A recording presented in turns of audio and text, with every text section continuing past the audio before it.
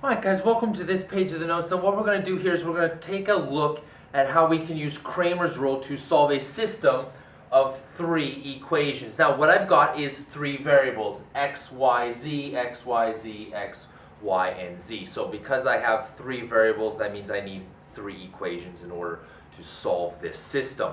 Once again, just like with a system of two equations, all of my variables are going to have coefficients. In this case, A, B, C, F, G, H, and J, K, L represent those coefficients. So when I write my coefficient matrix, here it is, I'm going to use the coefficients in front of all of those variables. Let me make a quick note here. I'll write the note in a second.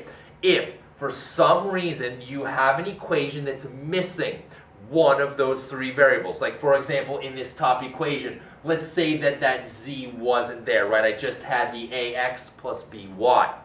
You'll need to put in a placeholder, all right? You need a placeholder for any missing variables in your equations, all right? And the way that you put in a placeholder is you will put in that variable z and just make its coefficient a 0.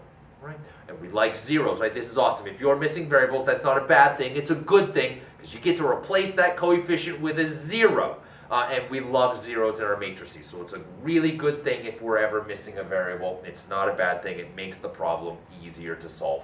So we'll take a look at that here in a second. But system of three equations. I got my coefficients, which I'll put into a coefficient matrix just like before.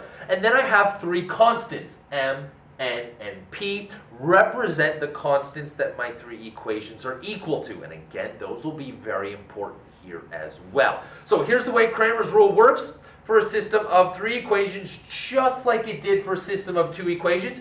If I'm going to solve for the x, I cannot use the x coefficients. I'm going to replace a, f, and g with my constants, m, n, and p. So m, n, and p go first, and then everybody else is exactly the same.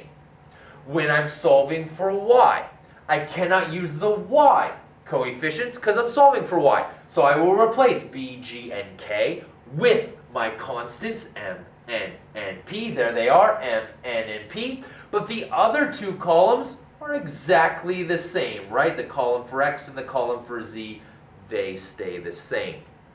Finally, when I'm solving for z, well, I can't use the coefficients for z. I'm solving for z. So I'll replace those guys with the m, n, and p.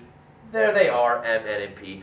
Everybody else, the other two columns, are exactly the same as they appear in my coefficient matrix. And just to finish the whole thing off, we divide each of those guys by the determinants of my coefficient matrix, by the determinants. So hopefully what you see here is that it follows the exact same pattern that we had when we did systems of two equations on the previous pages of these notes.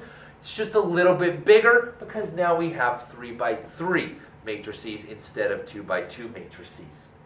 Now, what I'm going to do is I'm going to work through a couple of example problems for you, but because these ones take considerably longer, when we get to the next page of the notes, I'm already going to have the whole thing worked out. I'm just going to walk you through it. That way I'm not wasting an enormous amount of time trying to write all this stuff down. It would take way longer than it has to. So I'll already have them solved and just sort of walk you through the process. So please, go ahead, try them on your own. You should have the pattern down from previously.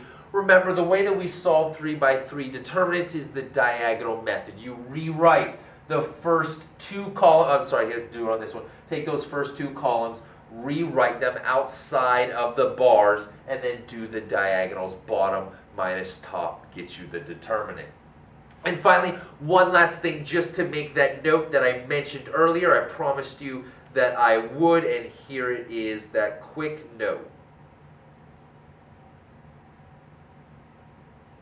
I have an equation. Let's say that I have this equation, 5x plus or minus, let's go minus 7z is equal to a negative 15. Well, my problem is I'm missing the y variable, right? It's missing. So what you'll need to do is if a variable is missing,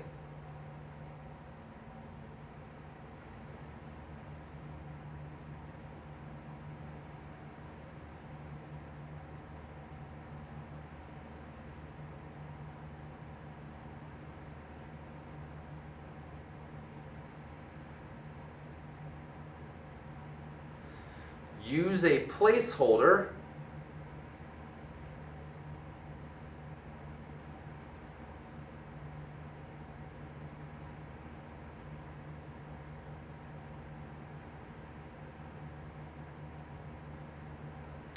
with a coefficient of 0, which is great news for us because we love zeros in our matrices.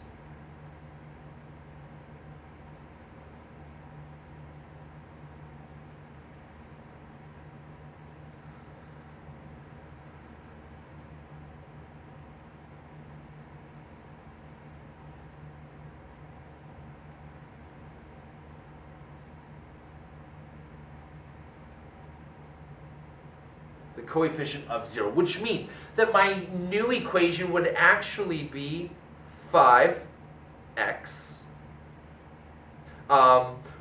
plus 0y, since the y is what was missing. I'll put in that placeholder with a coefficient of 0, and then I finish my equation with the minus 7z,